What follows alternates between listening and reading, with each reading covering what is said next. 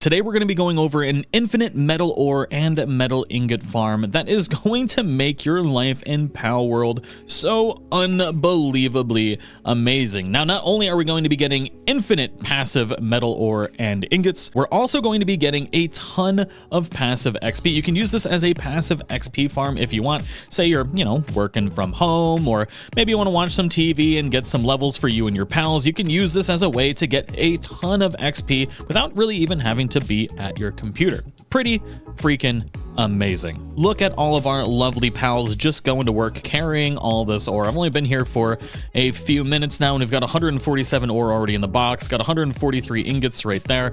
Also already have another 111 ingots in this box. Ooh, I am too thick. Oh boy. I suppose I need to get a closer box than this one. Now, the unfortunate part of this is there will be these occasional raids, but if you do have pals here, and I'm going to show you the best pals to put in this particular base. I'm going to show you the base location, how to set it up so that way you can do this all passively. You'll notice here, I'm not going to bother fighting any of these pals that are coming in on this raid. I'm going to let our pals here just completely take care of this for us. It's going to start transferring some of the stuff in there.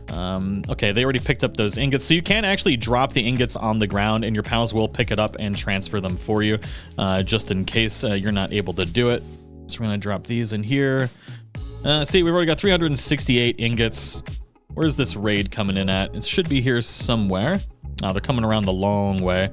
Now, the great thing about this is the pals you put here will level up on their own just from all the XP that they're going to be getting from farming everything up. So we're not really going to have to worry about anything at all. You can see here, we can pretty much just sit here and they're going to take care of business here without us needing to do anything.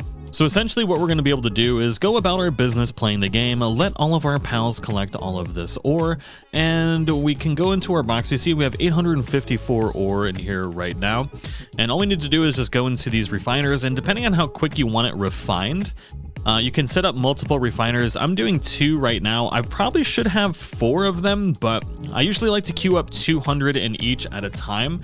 So we can start production here, and then I can start another 200 in this one. So it's going to be 400 ingots total, but you'll notice as we're getting these ingots crafted, we're going to be getting XP for our pals each time. Now, it's not a ton of XP. You pretty much just sit here and collect this while you're doing something else. Maybe you're cooking dinner or whatever. You can just sit here and have them craft all of these ingots, and you're going to start collecting XP. Earlier in the game, it's going to be more beneficial than later. Once you're into the late game, the XP you get from crafting is pretty minimal. It's really not going to get you a lot of levels, but if you set this up early in the game, it's a decent little passive XP bonus that you can get. Now, the location we're at is pretty great for building a base. If you place it right, you can get all of the different little metal nodes here, and it's nice, got a nice flat spot, and there's another level of flatness just up above that you can build on too. Now, the spot that we're working on is right here. So this is the place where you start at the plateau of beginnings. You can run down this road and kind of navigate your way through here, and you're going to be able to climb up this little path here and make your way to this spot on the map right here. There's a fast travel point here at a small settlement. There's actually an NPC here that you can buy and sell stuff from as well. So you kind of come across here, go across the bridge, and right here is where you want to go. Now, there are some other metal places as well that you can go to. This is not the only one on the map. This is the one that we are using for this particular video. So if you find any place with a ton of metal, you can do this exact same thing. You don't need to use this particular spot. This one is my favorite at the moment. Now, this is extremely easy to set up. You can do all of this at the beginning of the game, and I will show you where to get all of the pals and everything that you need. Now, you will need a couple of furnaces. I'm using 2 at the moment. So you're going to need a storage box. You're going to need a little feed bin so that way they can eat. I would recommend 1 or 2 of the berry patches so that way they can craft enough stuff. 1 or 2 of the baths, and then obviously enough beds for all of your pals. You can go with these or the more comfy beds once you level up, but the pals that you use are going to be the most important part. If we go into our pal box management, you'll notice that we have one of these monkey guys. Thankfully, I was able to get one of the lucky ones, which was pretty cool. Obviously, you don't need a lucky one. I do have one of these R socks that have the level 2 kindling, so that way they do craft the ingots a little bit faster. But the important ones are going to be the miners. I'm using Tombats that has level 2 mining and level 2 transporting.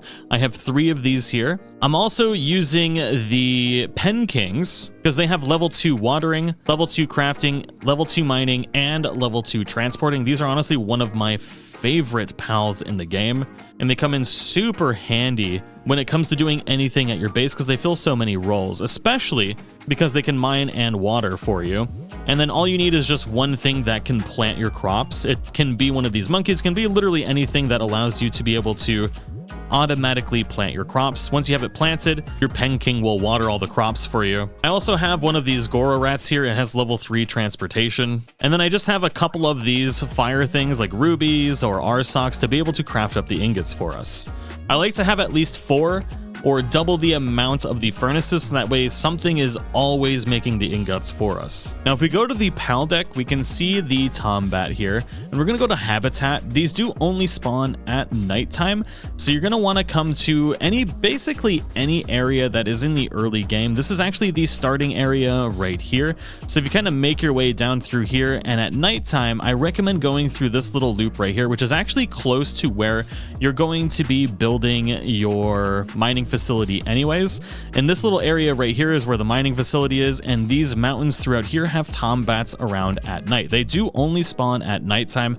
Another great area to find them is up in these 2 little islands as well, but if you're building in this mining area anyways, you're going to be able to find them at night there all the time. If you happen to have egg incubators, you can also hatch dark eggs, which are going to have a high chance of hatching a Tombat as well. Now, Pen King, one of my absolute favorites, are going to be available in pretty much only one location on the map. Now, if you want to hatch them from eggs, you can find the large damp eggs anywhere along the coast here and up in the mountains. These large damp eggs will have a chance of hatching the Pen King. Otherwise, you're going to need to go down to an island down at the south corner of the map, and Pen Kings can be found here to be able to catch. Now, I've gotten all of my Pen Kings from eggs. They are very common. I highly recommend getting them that way. It's super easy. As far as the Tansies go, they are also in the early areas of the game. You can get them just a little bit north of the starting area. In this area here, you can also find them in the mountains near where you're going to be building this mining facility as well. Now, you don't need to use a Tansy. You can use anything that plants. Now, there are quite a few fire pals that you can get early in the game that do have the kindling skill, but most of the time it's level 1.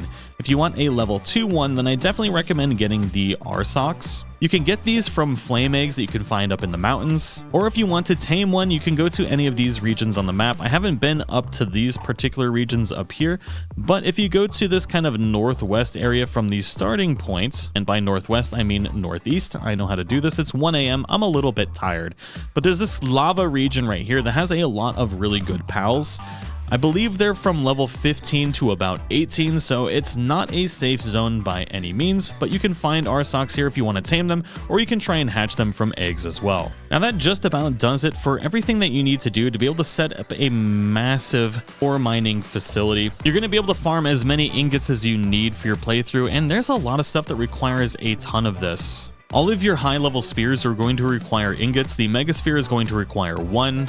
The Gigasphere is going to require 2. The Hypersphere is going to require 3. And then once you get up to the Ultrasphere, that's when you're going to use refined ingots. But regardless, if you're going to be doing a lot of capturing of pals, you're going to need this, let alone everything else that you're going to be crafting in the game. But I do hope you found this video helpful. Let me know what you think in the comments below, and I'll see you all in the next one.